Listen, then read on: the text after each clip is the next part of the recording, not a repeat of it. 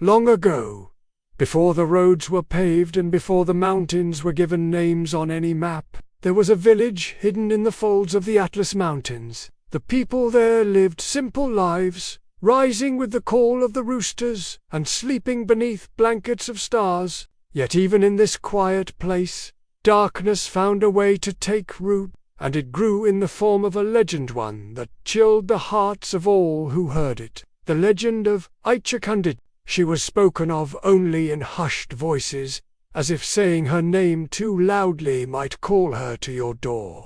They said she was not like any woman born of flesh and blood. She had once been human, long ago, perhaps centuries before. Some claimed she was a princess whose family had been slaughtered by cruel invaders. When her tears could no longer bring back those she loved, she cried out to the spirits of the night. In her grief, she vowed that no man would ever know peace again, and so the unseen jinn came to her, wrapping her broken heart in shadows and granting her a terrible power. Others believed she had never been human at all, but rather a jinniya who walked among people to test their souls. Whatever the truth, all agreed on one thing: she was unimaginably beautiful. Her hair, black as the deepest well, fell in long waves to her waist. Her eyes glimmered like tiny moons, reflecting the fear of any man who dared to look into them.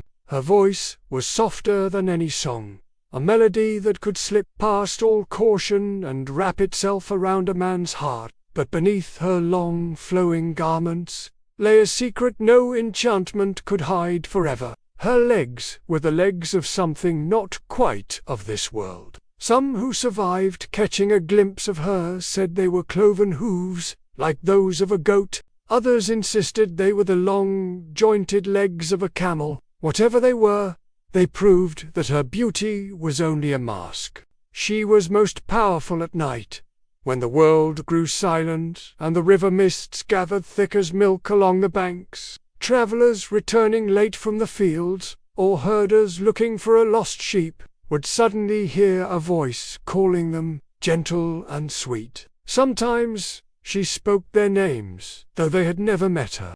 Other times she simply laughed, a sound so lovely it made the hair on the neck stand up. If they looked around and saw her waiting, half hidden in the fog, her eyes locked on to their Zand. In that moment, they were lost. Men followed her without understanding why, their feet carrying them closer and closer to the water. Those who vanished were never found again. No footprints led away from the river. No bodies floated back downstream. Only silence remained, and the mournful wails of their families when dawn came. In time, her name became a warning that mothers used to keep their sons from staying out too late. "Be home before the stars are bright," they would say, "or Aicha Kandicha will find you." But even warnings could not stop the curiosity that lives in every heart. There was one man named Idris, who refused to be afraid. He was young and proud, the son of a blacksmith whose forge lit up the village every evening. He had heard the stories since he was a child, but he believed them to be nothing more than superstition, old tales to frighten children. Still, as the disappearances continued, Idris felt a growing anger. He did not believe that any spirit could hold such power over men. He decided he would prove it. On the night of the full moon, Idris prepared himself. He wore a talisman of polished silver engraved with ancient symbols of protection. Around his neck he hung a leather pouch filled with blessed salt, and in his hand he carried a small flask of water drawn from the mosque's fountain. As he left his house, he told no one where he was going, for he feared they would try to stop him. He walked alone to the river's edge, the moonlight turning the water to liquid silver. Hours passed. The reeds whispered secrets to the wind, and the mist crept low over the ground. Just as Idris began to think he had wasted his courage on an old wives' tale, he heard a voice, so soft it might have been the wind itself, a woman's voice, calling his name. His heart thudded in his chest as he turned and saw her standing there, so close he could see the fine embroidery on her gown. Her face was perfect, more beautiful than any dream. Her lips curved into a smile, both warm and cold. She reached out her hand. "Come to me," she whispered. But Idris did not step forward. He raised the flask, his hand trembling, and spoke words he had memorized since childhood, verses of the Quran meant to banish all evil. Aicha Kandicha's smile vanished. Her eyes blazed with an ancient fury, and her voice turned to a shriek that rattled the branches overhead. The ground trembled under Idris's feet as she lunged,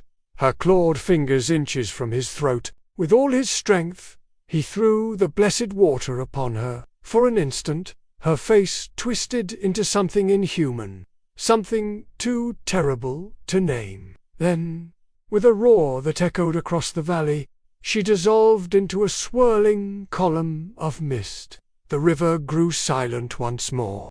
Idris collapsed to his knees, heart pounding. He had survived, but he knew she was not truly gone. Spirits like her do not die. They only slip into the cracks of the world, waiting for the next lonely traveler to pass by. And so, to this very day, some say she walks the banks of hidden rivers and wanders the empty roads, searching for the one who will answer her call. So remember this tale when the night is deep and you hear a beautiful voice whispering your name. If you value your life, do not look, do not follow. For Aicha Kandicha never tires, and she is always hungry. At the end of your video, if you enjoyed this chilling legend of Moroccan folklore and want to hear more stories that blend mystery, history, and the supernatural, please like this video and subscribe to the channel.